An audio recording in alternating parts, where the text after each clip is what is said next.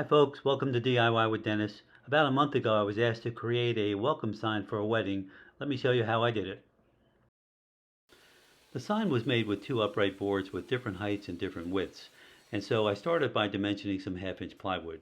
I used half-inch plywood to keep the sign as lightweight as possible while still giving it some weight and some rigidity so that it wouldn't blow away like it might have with quarter-inch plywood.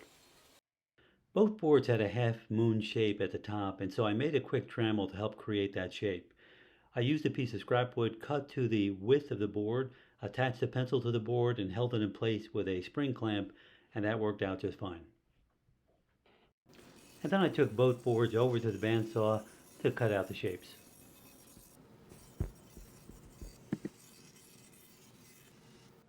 I made the base out of 3 cedar 4x4s as I wanted the base to have some volume, to look structural in some way.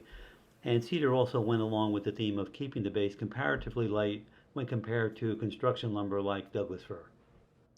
And then I went through the typical milling process to get the base nice and flat and square. Now the question was, how do I keep the upright boards nice and sturdy? First I thought about mortise and tenon using a router bit, and after fiddling with that approach for a bit, I decided to use a dado blade to cut a dado in the side of two of the base 4x4s, and when I sandwiched all three together, it would form a natural mortise, a natural through mortise, and that allowed me to insert the uprights as I would just as if I was inserting a tenon, and that worked out just great.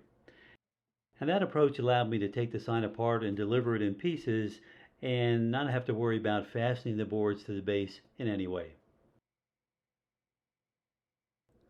And there's the final product. The bride painted everything and added the lettering to the panels, and the florist came along and added some greenery, and I think it turned out pretty well. Thanks for watching, and I'll catch you next time.